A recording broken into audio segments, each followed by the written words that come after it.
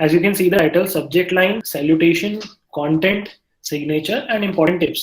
तो मैं इनके बारे में थोड़ा थोड़ा आपको बता देता हूँ. चलो या स्टार्ट ही कर लेते हैं. तो सब्जेक्ट लाइन की अगर मैं बात करूँ तो सब्जेक्ट लाइन क्या होता है? सब्जेक्ट जो हमारा ईमेल में हमें ऑप्शन दिखता है ऊपर लिखने का, before after you right the email ID and before you right the main content, तो बीच में एक लाइन होती है सब्जेक्ट वाली. अब बहुत बार क्या होता है, we usually ignore writing a subject. Most of the times we don't usually write the subject और we underestimate the importance of writing a subject. तो सब्जेक्ट लिखना फर्स्टली क्यों इंपॉर्टेंट है? सब्जेक्ट लिखना इसलिए इंपॉर्टेंट है क्योंकि जब आपके पास ईमेल आता है, आप अपने इनबॉक्स में देखते हो तो आपको ऊपर ऊपर सबसे ऊपर सब्जेक्ट ही दिखता है, आपको मेन कंटेंट नहीं दिखता. आपको नाम दिखता है किसने भेजा एंड आपको सब्जेक्ट वाली लाइन दिखती है. ठीक है, तो अगर मैं एक प्रोफेसर को प्रोजेक्ट टॉपिक के अप्रूवल के लिए ईमेल लिख रहा हूँ, तो अगर मुझे उसको बताना है कि ये ईमेल प्रोजेक्ट टॉपिक अप्रूवल पे है, तो मैं सब्जेक्ट लाइन में लिखूंगा project topic approval and dash लगा के सब्जेक्ट का नाम, डैश लगा के अपना नाम या फिर अपना रोल नंबर. अब इससे फायदा क्या होता है? इससे the professor gets to know that you are approaching him और her for a specific task and he will open your email on a priority basis rather than an email जिसमें कोई सब्जेक्ट नहीं है. फिर उसमें उसको देखना पड़ेगा कि ये किस रिगार्डिंग हो सकता है, ये किसने भेजा है. सेकंड थॉट्स आते हैं इंसान को कि मैं इंपॉर्टेंट ईमेल्स पहले देख लूं एंड देन उसके बाद जो भी आएगा वो देख लूंगा. एंड अगर आप इंटर्नशिप्स एंड प्लेसमेंट्स के लिए अप्लाई कर रहे होते हो, तो अगर आप सब्जेक्ट नहीं लिखते हो तो 95% of the times your email does not get opened. Because why would I open an email when I am getting hundreds and thousands of email every day and you are not specifying on the front कि आपका email किस regarding है. It becomes very important to write a subject, and subject में भी a precise, short and formal subject. अब as it's mentioned on your screen, it's like your Tinder bio. तो इस पे इसका मतलब ये है कि इसके बेसिस पे इंसान जज करेगा कि भाई आपका ईमेल उसे खोलना है या नहीं, उसको लेफ्ट स्वाइप करना है या राइट स्वाइप करना है. तो आपको इसमें देखो दो बातें हैं. एक बात ये है कि आप इसमें वन वर्ड सब्जेक्ट नहीं लिखोगे. जैसे कुछ लोग मैंने देखा है जो ईमेल मुझे लिखते हैं, उसमें वो लिख देते हैं सब्जेक्ट में अर्जेंट या फिर इम्पोर्टेंट या फिर कुछ भी एक सिंगल वर्ड. तो वो चीज अवॉइड करो. Be keep it one line long. बहुत लंबा भी नहीं लिखना है, 2-3 लाइन भी नहीं लिखनी सब्जेक्ट में कि सब्जेक्ट पूरा आ ही नहीं रहा है, फिर सब्जेक्ट खोलने के लिए ईमेल खोलना पड़ रहा है. तो it should precisely be from 5 words to maximum 8 to 10 words. ठीक है, that is the ideal length of your subject, and your subject would depend on what is your purpose of writing the email. कि आप वो email क्यों लिख रहे हो and आपका purpose क्या है behind writing that email. ठीक है, now आपको screen पे दिख रहा होगा एक चीज लिखी हुई, remember the KISS rule. KISS rule is basically to help you remember कि keep it short and simple. KISS, keep it short and simple. ठीक है, so this is the KISS rule. Can we write it like regarding approval of project? Yes, definitely. And इसमें भी आप इसको और specific कर सकते हो, regarding approval of project dash लगा के आपका नाम या फिर डैश लगा के सब्जेक्ट का नाम या फिर डैश लगा के प्रोजेक्ट का टॉपिक नेम. तो keep it as specific as you can ताकि इंसान को तुरंत समझ आ जाए कि अच्छा ये प्रोजेक्ट है और ये इस इंसान को अप्रूवल चाहिए. ठीक है, तो that makes it more comprehensive and more precise. और अगर आप कैजुअल ईमेल लिख रहे हो then you can usually skip तो मत करो, उसमें भी लिख दो कि पर्पस क्या है कैजुअल ईमेल लिखने का भी. लेकिन प्रोफेशनल ईमेल्स में writing a subject is a must do thing. ठीक है, अब एग्जांपल और अगर मैं सोचूं कि और अलग अलग सेटिंग्स में क्या क्या सब्जेक्ट हो सकते हैं, जैसे मैंने प्रोजेक्ट अप्रूवल का आपको बता दिया. अगर आप इंटर्नशिप के लिए अप्लाई कर रहे हो लेट्स से, तो आपका सब्जेक्ट हो सकता है इंटर्नशिप एप्लीकेशन डैश लगा के आपका नाम. ठीक है, या फिर और प्रिसाइज करना है तो internship application for the period of May June dash लगा के आपका नाम. अगर आपको लेट से कोई फॉलो अप लेना है, ठीक है, तो फॉलो अप में आप सब्जेक्ट लिख सकते हो regarding the previous email related to आपका टॉपिक XYZ. ठीक है, इस तरीके से बस आपको एक कीवर्ड्स यूज करने हैं जिससे इंसान को समझ आ जाए कि ईमेल है किस बारे में. ठीक है, it's basically your introduction. Okay, so I am supposing that's clear to everyone. काफी सिंपल बात है. आगे चलते हैं. तो अब सैल्यूटेशन की बात कर लेते हैं. सैल्यूटेशन मतलब बेसिकली आपकी ग्रीटिंग होती है कि आप कैसे अपना ईमेल स्टार्ट करते हो.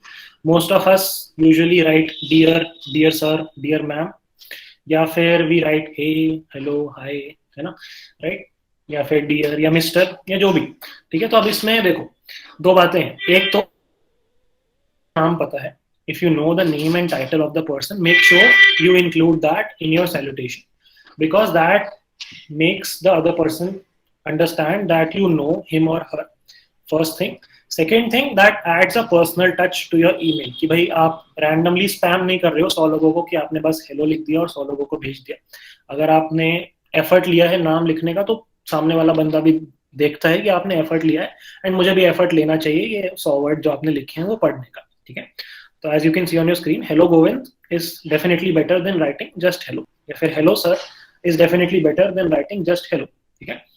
अब ऑल्सो एक और इम्पॉर्टेंट बात यहाँ पे, अगर आपको सामने वाले का नहीं पता जेंडर, मिस्टर या मिसेस, तो फिर मिस्टर स्लैश मिसेस मत लिखो, वो थोड़ा सा अनप्रोफेशनल लिखता है. देन आप जस्ट हेलो के साथ स्टिक कर सकते हो. ठीक है. या फिर greetings of the day use कर सकते हो, which is a common introduction which you can use for both mails and females. ठीक है. ग्रीटिंग्स ऑफ द डे या फिर जस्ट हेलो. ठीक है. Don't write mister slash Mrs. ठीक है. And very important, never write to whomsoever it may concern. That is like really unprofessional. उससे लगता है कि आपने एफर्ट नहीं लिया सोचने का कि किसको भेज रहे हो आप ईमेल, कि जिसको भी भेज रहा हूँ. ठीक है. तो to whomsoever it may concern नहीं लिखोगे आप. ठीक है. तो make sure you keep noting down these points. वैसे तो सेशन रिकॉर्ड हो रहा है, but still make sure you note down these points कि क्या क्या आपको करना है, क्या क्या नहीं करना है. ठीक है. Now, don't be too formal or too casual. से मेरा मतलब क्या है? When you write the word dear, now dear is a word which is not used in normal convention nowadays. It's too formal. बहुत ज़्यादा formal हो जाता है dear use करना. तो dear use मत करो. That's my suggestion. And बहुत ज़्यादा casual भी मत जाओ. Like hey, hi, ये भी मत use करो. Stick to the basic hello, and या फिर stick to the basic की greetings of the day. That is how your salutation should be. So salutation part is clear to everyone. Give me a yes in the chat box. If you have any doubts, you can ask. Respected. Respected is also okay. Respected is fine.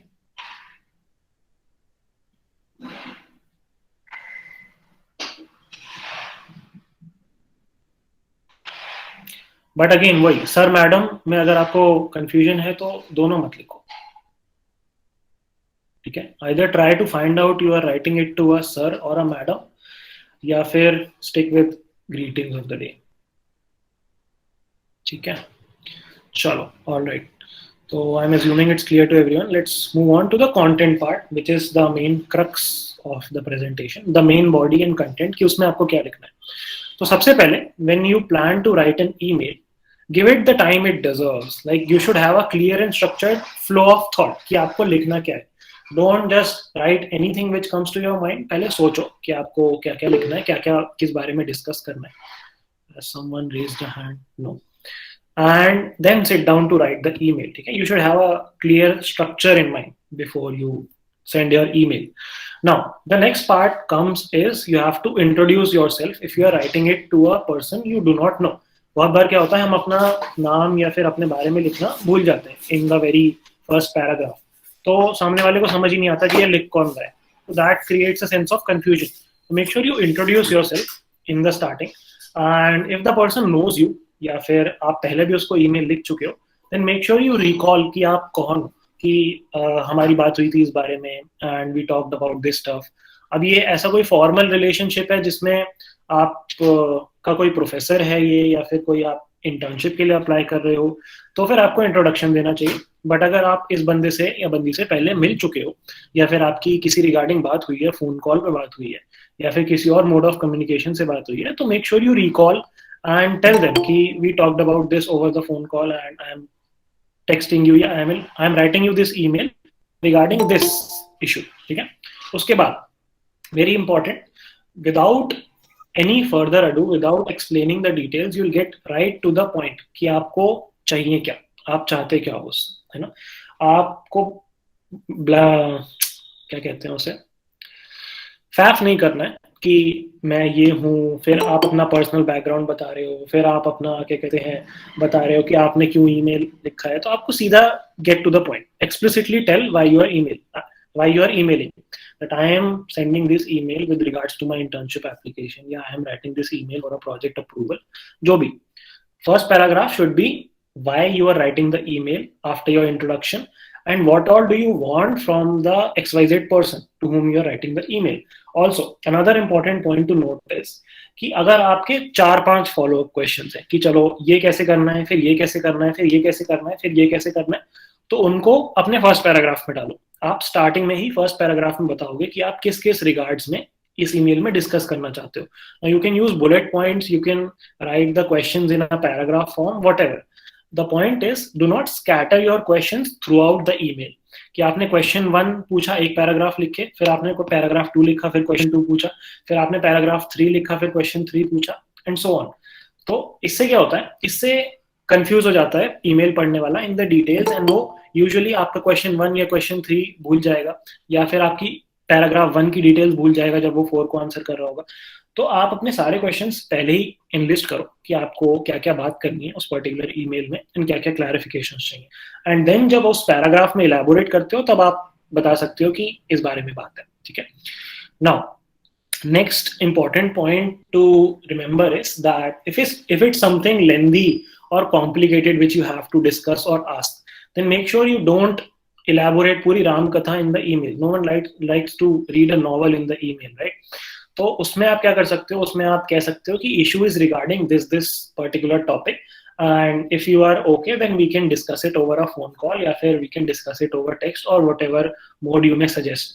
उससे क्या होता है, उससे you save a lot of time and effort, सामने वाले का भी और अपना भी. क्योंकि आप एक क्वेश्चन लेट से कॉम्प्लिकेटेड सा पूछ रहे हो जिसका आंसर उसको सोचने में भी टाइम चाहिए. तो आपने क्वेश्चन पूछा एक्स, अब उसने जवाब दिया वाई, फिर आपका फॉलो अप क्वेश्चन है जेड, देन उसने जवाब दिया ए, देन आपका फॉलो अप क्वेश्चन है बी. तो इससे बहुत लंबा ईमेल थ्रेड बन जाता है विच क्रिएट्स अननेसेसरी एफर्ट, जो कि 1-2 मिनट की फोन कॉल पे बहुत इजीली सॉल्व हो सकता था, है ना.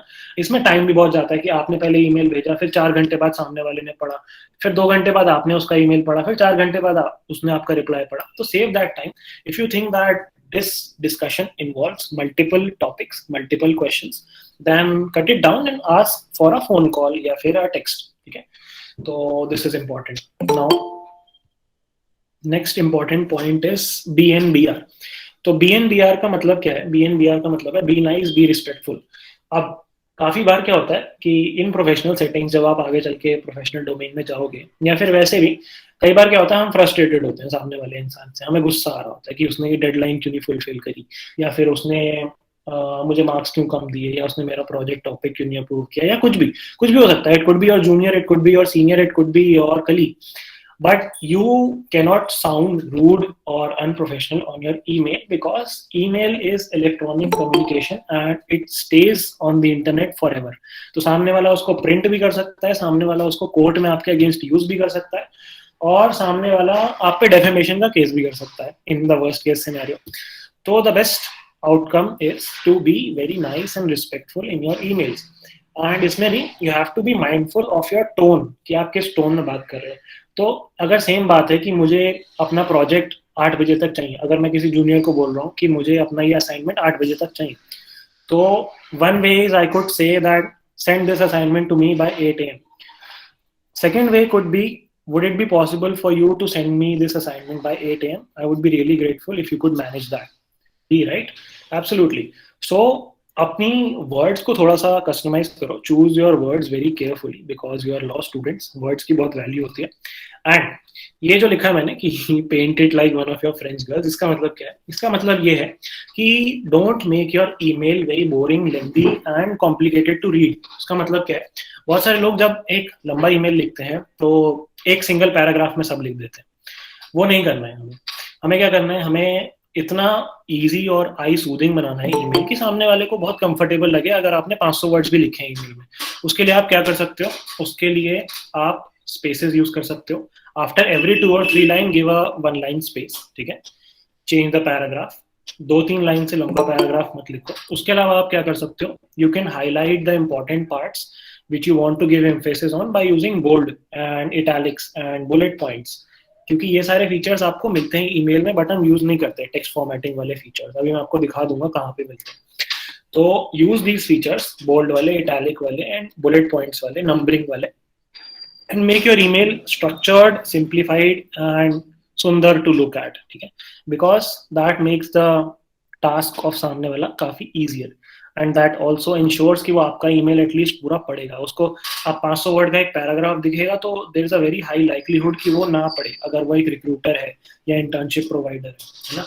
तो these are very small things which no one would really tell you, but you should know these things. Now, very important other thing is not using any casual language or slang words.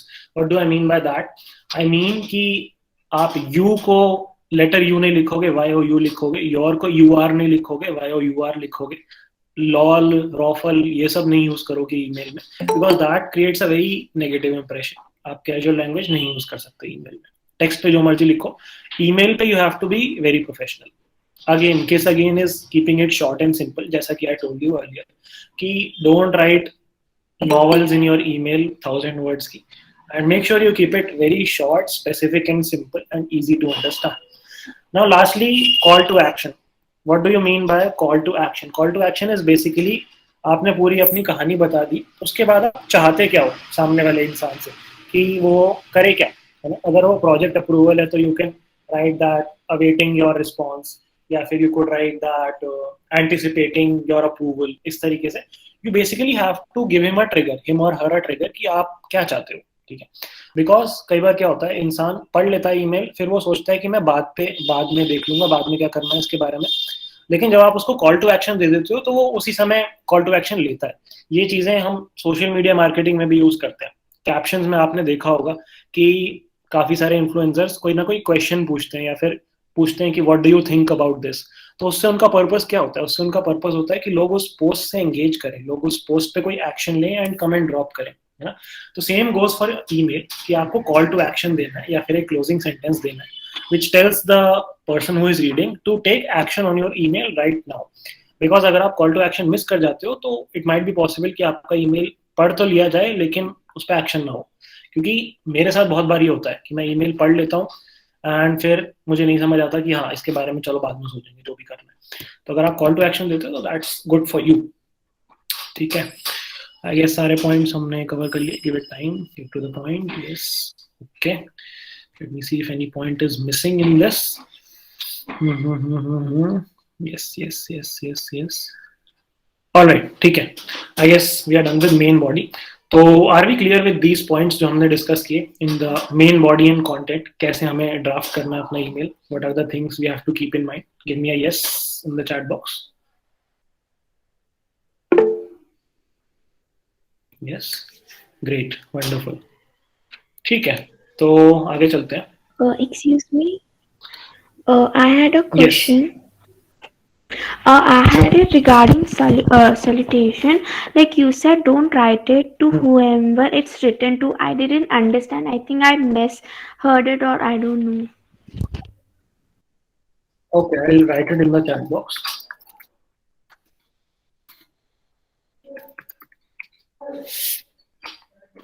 तो ये जो phrase होता है to whoever या हुमेवर it may concern, ये use करा जाता है यूजुअली या तो कवर लेटर्स के फॉर्मेट में, या फिर ये यूज करा जाता है एलओआर जो कि लेटर ऑफ रिकमेंडेशन के फॉर्मेट होता है वहां पे, ठीक है।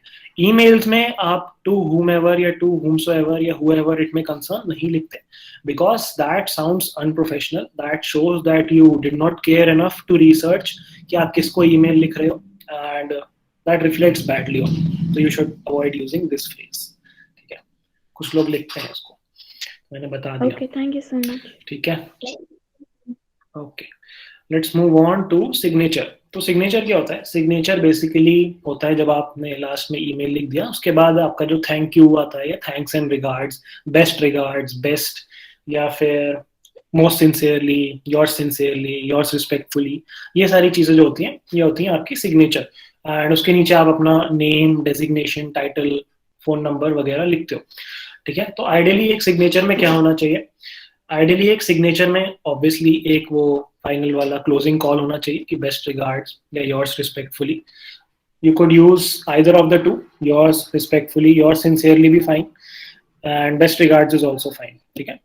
Thanks and regards is my personal favorite because it works in every setting, be it a casual email, be it a formal email, be it a professional email, be it professor, be it internship, be it placement. Thanks and regards is the best. So मेरा personal recommendation रहता है to stick with thanks and regards, क्योंकि it's very universal, it's very uniform and it's very like polite as well, ठीक है। तो you can also stick with thanks and regards. अब उसके बाद क्या आता है, उसके बाद you should ideally write your name and your full name, not just your half name. उसके बाद यू राइट गोविंद सिंह।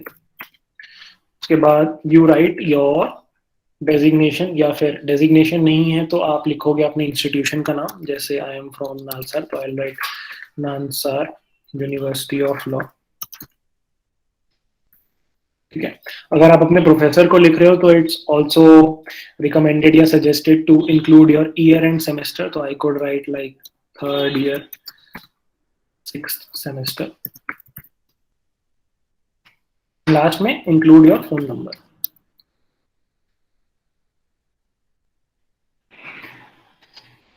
तो this is what a professional formal signature should look like, ठीक है। अब इसमें आप कस्टमाइजेशन कर सकते हो अकॉर्डिंग टू योर पोजीशन। अब जैसे अगर आप किसी प्रोफेशनल सेटिंग में हो, आप यूनिवर्सिटी से ग्रेजुएट हो जाते हो and you are let's say an associate in a law firm, तो आप लिख सकते हो नालसर यूनिवर्सिटी ऑफ लॉ की जगह associate partner Luthra and Luthra या Shardul Amarchand Mangaldas and whatever, ठीक है।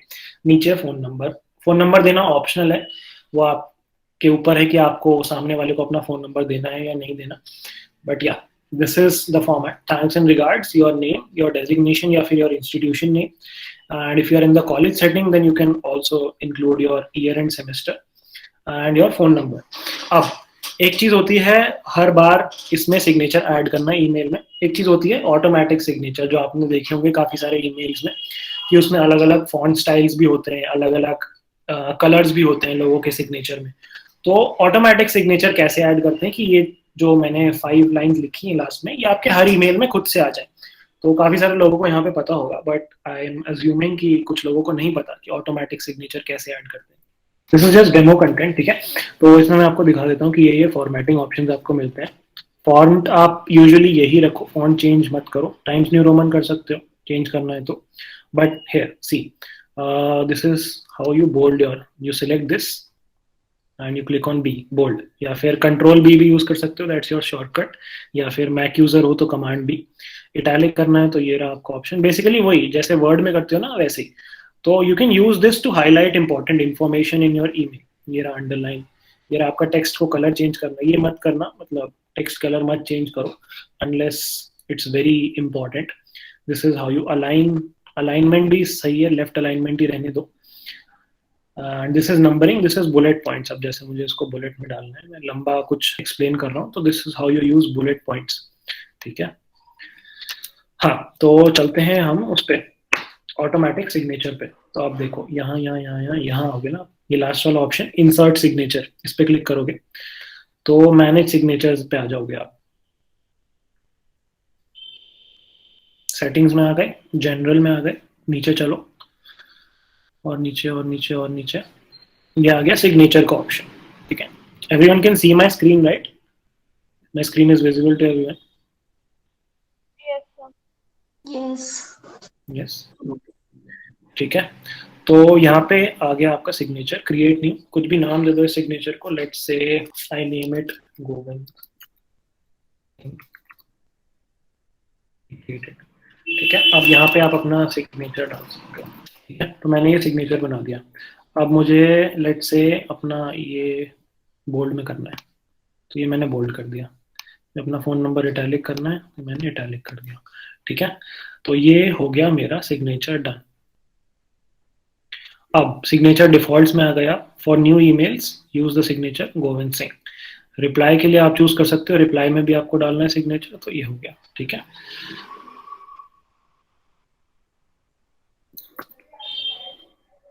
तो ये हो गया, गोविंद सिंह क्रिएट हो गया। अब इसमें क्या करेंगे हम, अब हम कंपोज करेंगे, जैसे ईमेल भेजना है गोविंद सिंह से, let's say I send it to my other email ID.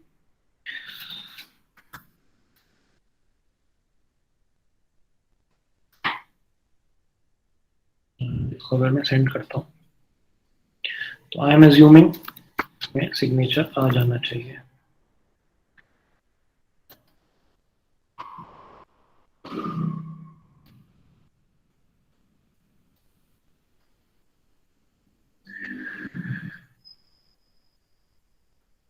Just a second, I check my inbox, दूसरा वाला।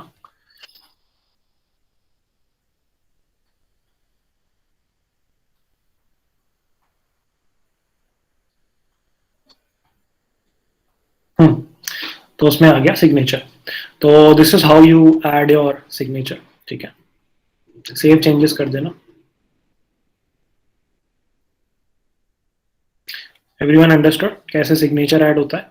अब इसके बाद आप जब भी ईमेल लिखोगे ना, तो उसमें अपने आप नीचे सिग्नेचर आ जाएगा। ये देखो, can you see it on your screen?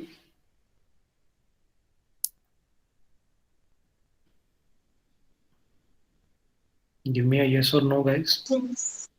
Yes. Yes. Yes, sir. तो अब आपको ये लिखने की मेहनत बार बार नहीं करनी पड़ेगी।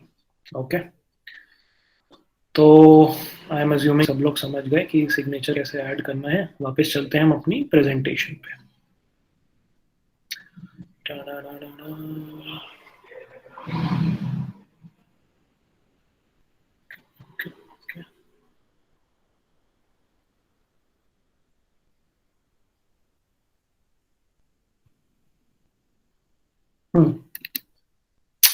तो चलो, अब कुछ इंपॉर्टेंट टिप्स एंड और 3 चीजें सिखाऊंगा उन टिप्स के बाद।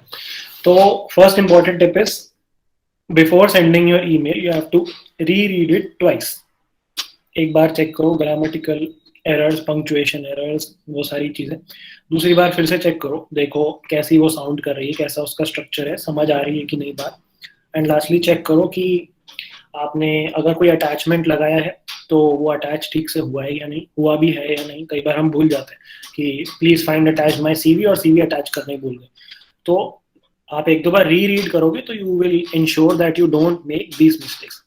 उससे ही रिलेटेड नेक्स्ट पॉइंट ये है कि enter the recipient address at last. Recipient address is basically जिसको आप ईमेल भेज रहे हो।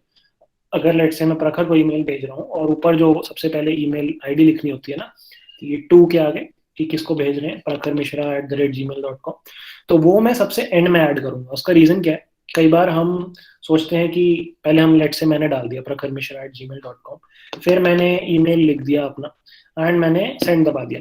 फिर मुझे याद आया कि अरे इसमें तो एक पैराग्राफ और ऐड करना था, तो उसमें आप कुछ नहीं कर सकते फिर। लेकिन अगर आप ईमेल आईडी लास्ट में एंटर करोगे एंड उसको 2 बार पहले पढ़ लोगे तो ये वाली एरर से आप बच पाओगे कि कुछ आपका मिस हो गया या फिर कोई मिस्टेक हो गई या फिर कुछ अटैचमेंट नहीं गया। तो ईमेल एड्रेस लास्ट में डालो after you have read it twice. Now attachment, attachment की बात कर लें। अटैचमेंट ये वो प्यार मोहब्बत वाला अटैचमेंट नहीं है, ये वो अटैचमेंट है जो आप फाइल अटैच करते हो ईमेल में, डॉक्यूमेंट अटैच करते हो। ठीक है, तो इस अटैचमेंट से रिलेटेड 2 बातें हैं। एक तो पहले you have to ensure and double check कि अगर आप कोई सीवी वगैरह अटैच करनी है आपको ईमेल में तो आपने अटैच ठीक से करी है कि नहीं।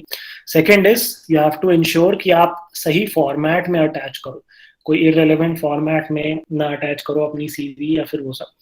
Ideally, you should use Word and PDF format for any documents, and PowerPoint presentations के लिए obviously PPT format।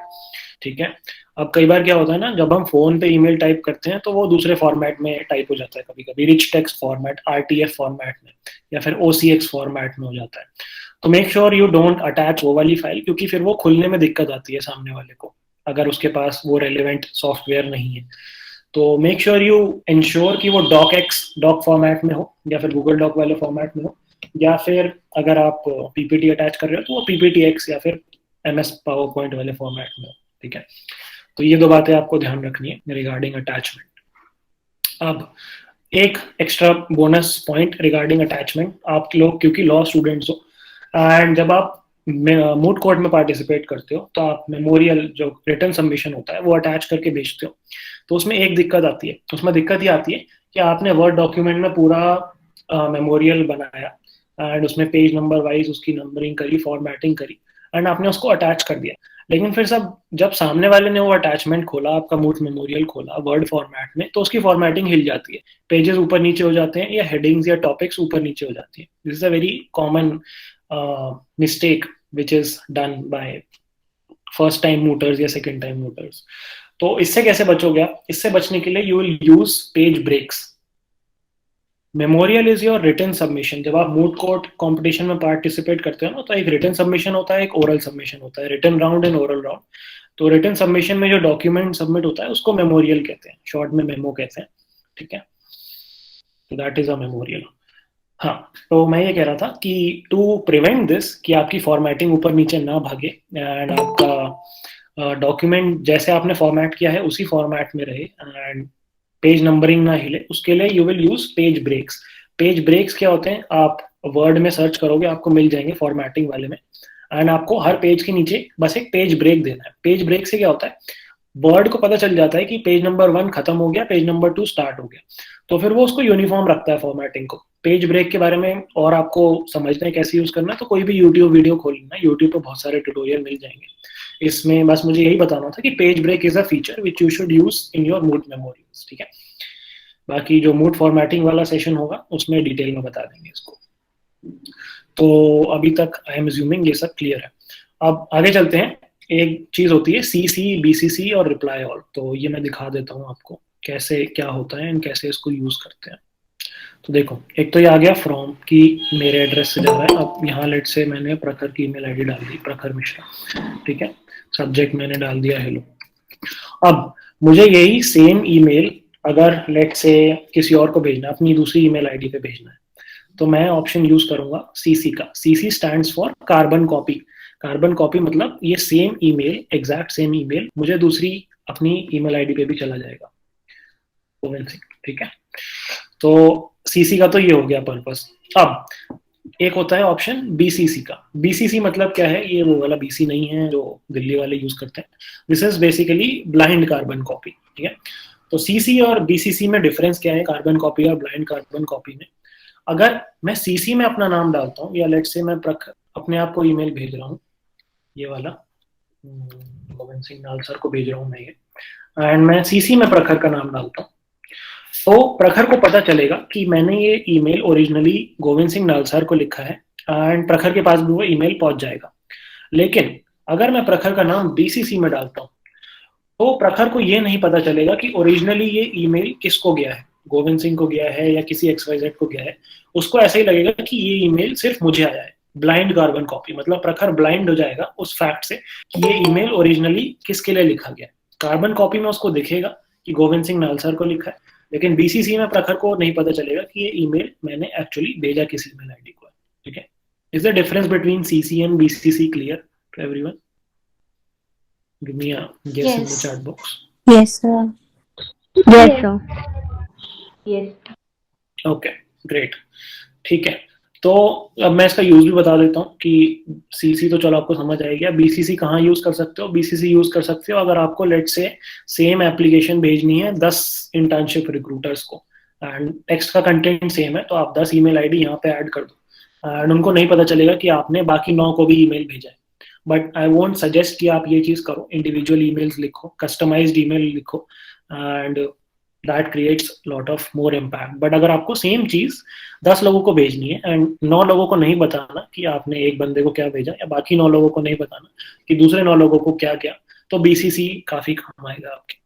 लेकिन same on the other hand अगर आपको बताना है कि ये ईमेल किस किस को गया, ये कॉलेज में यूज होता है सीसी वाला फीचर काफी, कि आपने डीन को भी सीसी कर दिया एंड आपकी क्या कहते हैं वाइस चांसलर को भी सीसी कर दिया, तो इससे क्या होगा कि जितने भी ईमेल्स रिप्लाईज चलेंगे वो सबको नोटिफिकेशन जाती रहेगी कि इस पे ये कन्वर्सेशन चल रही है। तो सीसी उसलिए यूज होता है कार्बन कॉपी के लिए, ठीक है।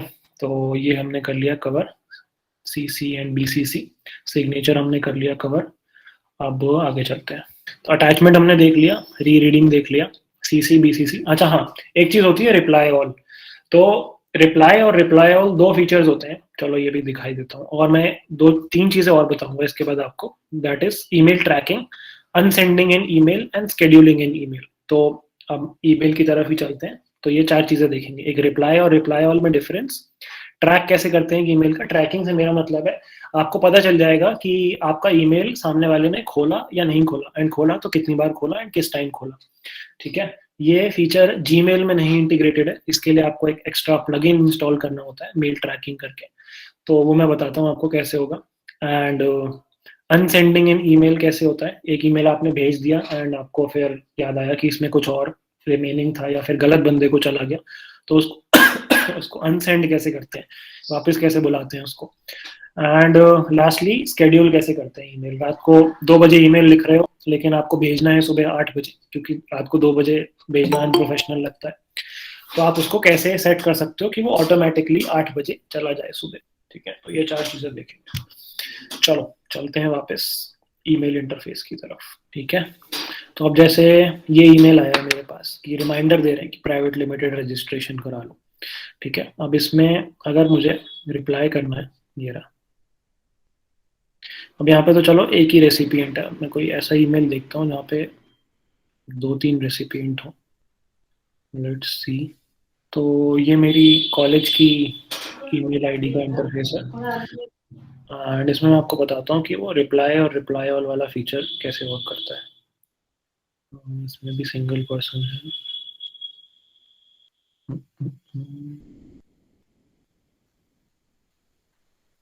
हाँ देखो, इसमें नालसा एडीआर कमेटी ने इन 6-10 ग्रुप्स में भेजा है। ठीक है, तो अब यहाँ पे 2 ऑप्शन आते हैं, रिप्लाई, रिप्लाई टू ऑल। अब मैं रिप्लाई करूंगा अगर, तो ये ईमेल का रिप्लाई जाएगा सिर्फ नालसर एडीआर कमेटी को, सिर्फ इस ईमेल आईडी पे adr@nalsar पे। अगर मैं रिप्लाई ऑल कर दूंगा तो ये किसको जाएगा, तो ये इन सब 10 लोगों को जाएगा, 2025 ए, 2025 बी, 2022, इन सबको 10 लोगों को। तो मोस्ट ऑफ द टाइम ये फीचर आपको नहीं यूज करना रिप्लाई ऑल वाला, अनलेस आपको जितने भी लोगों को ये ईमेल गया है उन सबको रिप्लाई भेजना है। मोस्ट ऑफ द टाइम आप रिप्लाई यूज करोगे, तो कई बार हम गलती से रिप्लाई ऑल कर देते हैं या फिर डिफॉल्ट पे रिप्लाई ऑल होता है यहाँ पे। तो इसको चेक कर लो कि आप रिप्लाई टू ऑल कर रहे हो या रिप्लाई कर रहे हो। ठीक है, यहाँ पे भी आपको पता चल जाएगा। अब जैसे मैंने रिप्लाई ऑल चूज किया तो ये सारे लोग आ गए ऊपर मेरे रिप्लाई में। यहाँ से अगर मैं चेंज करके इसको रिप्लाई कर दूंगा तो ये सिर्फ नालसा एडीआर कमेटी को जाएगा। ठीक है, तो इस बारे में आपको ध्यान रखना है, क्योंकि कई बार जब ईमेल बहुत सारे लोगों को जाता है ना, तो हम गलती से रिप्लाई ऑल कर देते हैं और वो फिर वो 100 लोगों को स्पैम हो जाता है कि पूरी क्लास को पता चल गया कि हाँ आपका प्रोजेक्ट असाइनमेंट ये भेजा है अपना अप्रूवल के लिए। तो make sure you don't commit this stupid mistake, and ध्यान रखना है इस बात का। ठीक है, तो चलो ये तो हो गई बात रिप्लाई एंड रिप्लाई ऑल की। अब आगे चलते हैं, क्या चीज, 3 चीजें हमारी, tracking, unsending and one more thing was there, scheduling, right. तो yes, let's go to tracking and email, कैसे ईमेल को ट्रैक करते हैं। अब देखो, आप जब ईमेल खोलते होगे आपके में ये नीचे नहीं आता होगा, sender notified by mail track. ठीक है, बट मैंने ये प्लगइन इंटीग्रेट कर रखा है, मेल ट्रैक नाम है इसका। इससे क्या होता है मैं दिखाता हूँ आपको। मैंने जैसे अपनी दूसरी ईमेल आईडी को अगर मैं भेजूंगा ये, and I write hello test email,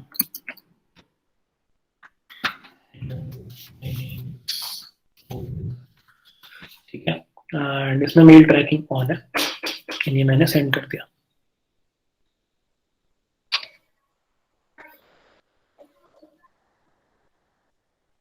ठीक है, अब दूसरी अपने चलते हैं इनबॉक्स पे।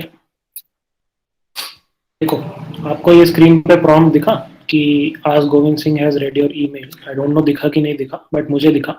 एंड यहाँ पे आपके ईमेल में ये नीचे आ जाएगा थोड़ा सा। अगर आपको ये भी हटाना है कि सामने वाले को ये ना दिखे कि आपने ये नीचे sender notified by mail track लगा रखा है, तो आपको पेड वर्जन लेना पड़ेगा। बट फ्री वर्जन में ये नीचे थंबनेल आता है कि sender notified by mail track. अब अगर मैं वापस अपने उसमें आऊँगा इनबॉक्स में, तो मुझे पता चल जाएगा कि गोविंद ने मेरा ईमेल पढ़ लिया है। आज Govind Singh has open my email, मुझे मेल ट्रैक की तरफ से नोटिफिकेशन आ जाएगी कि Govind has red my email. अभी दिखाता हूँ आपको कैसे।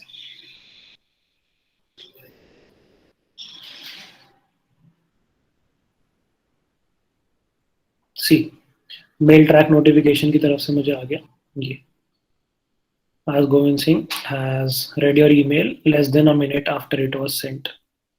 ठीक है, तो ये प्लगइन आप इंस्टॉल कर लो मेल ट्रैक के नाम से, यहाँ पे मिल जाएगा आपको, सर्च करोगे अगर गूगल एप्स में। ठीक है, एंड ये इंटीग्रेट हो जाता है इसमें, और ये आपको एक्टिव दिखाएगा। देखो, mail automatic mail tracking active. ठीक है, तो मेल ट्रैक नाम है प्लगइन का, सर्च कर लेना, एक्टिवेट कर लेना इसको। इससे 2 फायदे हैं। 2 फायदे ये हैं कि पहला तो आपको पता चल जाएगा कि आपका ईमेल खुला या नहीं मिला, और उसके रिगार्डिंग फिर आप फॉलो अप भेज सकते हो अगर आपको दिखा कि आपका ईमेल एक हफ्ते तक नहीं खुला है, इंटर्नशिप के लिए अप्लाई कर रहे हो या किसी प्रोफेसर को लिख रहे हो। दूसरा ये कि आपको खुद से रिमाइंडर दे देता है ये कि आपका ईमेल अभी तक खुला नहीं है, तो आपको फॉलो अप ले लेना चाहिए। तो दोनों बढ़िया बातें हैं and you should use it, like it's good. And if you want to purchase the paid version तो वो आपकी मर्जी है, बट जरूरत नहीं है, क्या क्यों ही करोगे पेड वर्जन। तो इस तरीके से you can track your emails कि किसने आपका ईमेल खोला। अब मैं दोबारा खोलूंगा वहां पे अपना, तो ये मुझे दोबारा भेजेगा कि has read your email again, it was opened at this time. तो काफी अच्छा फीचर, आप लोग भी यूज करो। अब आगे चलते हैं, ईमेल अनसेंड कैसे करना है।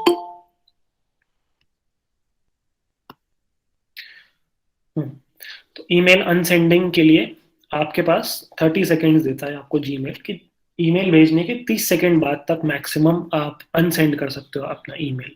अब उसको एक्टिवेट कैसे करते हैं, देखो मेरे में ऑलरेडी एक्टिवेटेड है, तो अगर मैं ईमेल भेजूंगा तो मुझे यहाँ पे अनसेंड का भी ऑप्शन आएगा। मैं भेज के दिखाता हूँ आपको।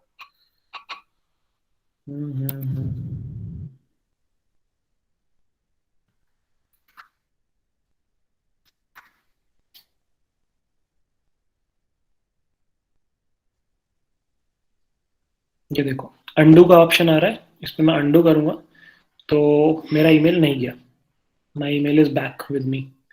तो ये आप इसकी लिमिट सेट कर सकते हो 30 सेकेंड तक। ये कहाँ से करोगे, अगेन सेटिंग्स में जाके करोगे। इधर गए, किधर से आती है सेटिंग्स, लेट्स सी, ये रही। हाँ, तो सेटिंग्स में जब हम जाएंगे, सी ऑल सेटिंग्स में जाएंगे, उसके बाद जनरल में ये रहा अंडू सेंड का ऑप्शन आपको मिल जाएगा। इसमें बाय डिफॉल्ट ये पीरियड या तो 0 होता है या 5 सेकेंड होता है, तो इसको 30 सेकेंड्स कर लो, ठीक है। तो आप ईमेल भेजोगे, उसके जस्ट बाद आपको रियलाइजेशन होता है कि इसमें कुछ मिसिंग है, इसमें अटैचमेंट नहीं लगाई, या फिर ये गलत बंदे को चला गया, कुछ भी, तो 30 सेकेंड तक आप उस ईमेल को अंडू कर सकते हो एंड सामने वाले को नहीं पता चलेगा कि आपने ये ईमेल भेजा था, ठीक है। तो ये था how to unsend your email. Now lastly how to schedule your email, वो भी दिखा देता हूँ।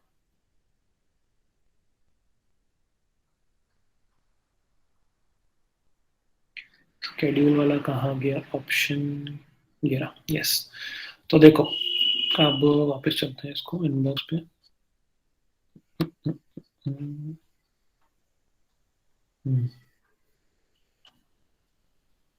हाँ, तो अब जैसे मुझे प्रखर को ईमेल भेजना है,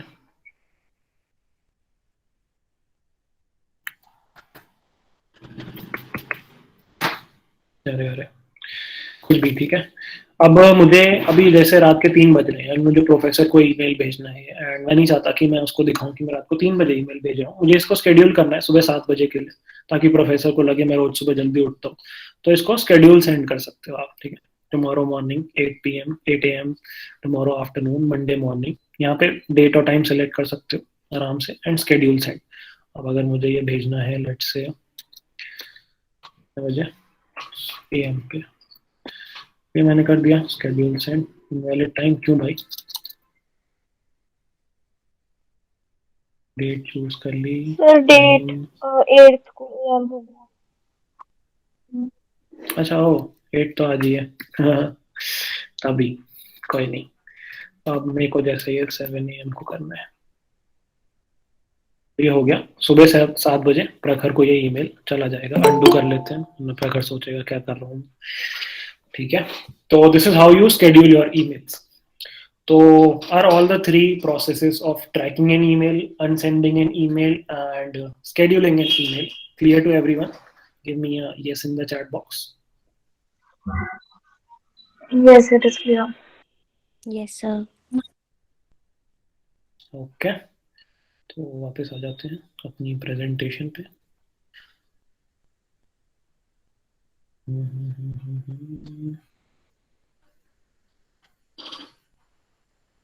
Yes, so this is all what I had in my particular presentation on how to write impressive emails.